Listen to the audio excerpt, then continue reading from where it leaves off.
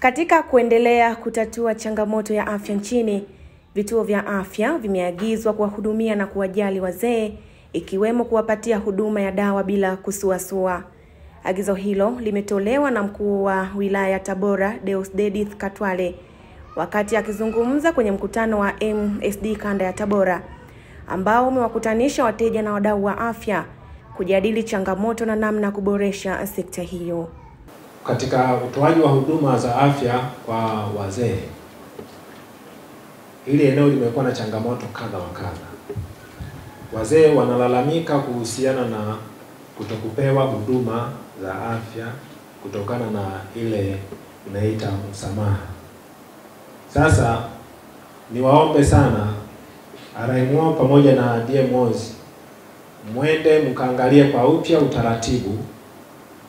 utaratibu wa namna kuweza kushughulikia changamoto hizi za huduma za afya kwa wazee, ili waweze kupata huduma stahiki bila manunguniko yote. Unafahamu kwamba hawa wazee ndio wametulea sisi, hawa ndio wametusomesha, na bila kuwa na hawa manake sisi tusingekuwa hivi tulivyo.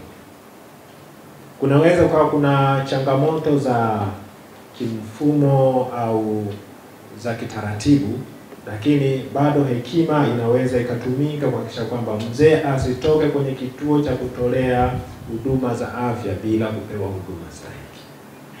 Wewe kama mfawidhi, wewe kama mganga mkuu au ni mhusika katika kituo cha kutolea huduma za afya, hakikisha mzee ametoka amehudumiwa bila manunguniko yoyote.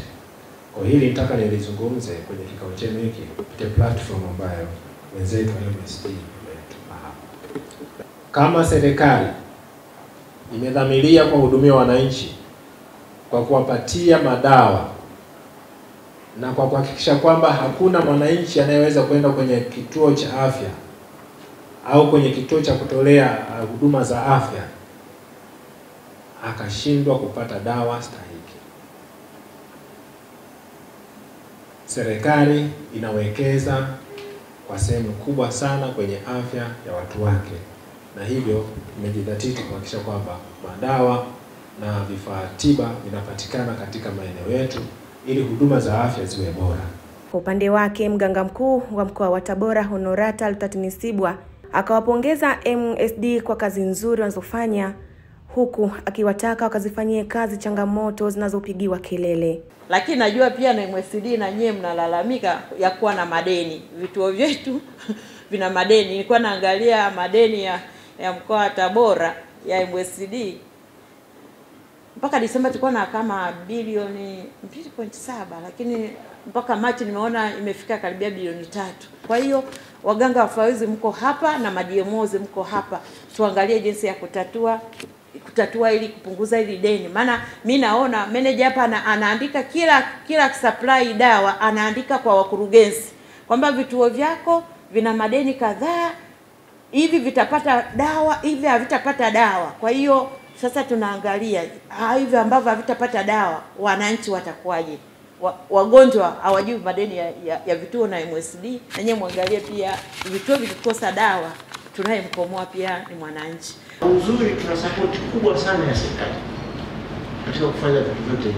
Kwa hiyo tunahisi resources zinaweza zisiwe ni shida sana. Pamoja kwamba bado resources za serikali ni ndogo, lakini tunaendelea kupambana na tutatoka.